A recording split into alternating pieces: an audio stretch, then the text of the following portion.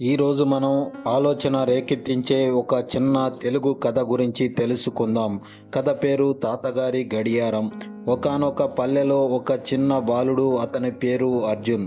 తన తాతగారు ప్రతిరోజు ఉదయాన్నే లేవగానే పాత గడియారాన్ని తిప్పి చేతికి కట్టుకునేవాడు. ఆ గడియారం టిక్ టిక్ అనే శబ్దం చేస్తూ ఆ ఇంటికి ఒక ప్రత్యేకమైన ఆకర్షణగా నిలిచింది.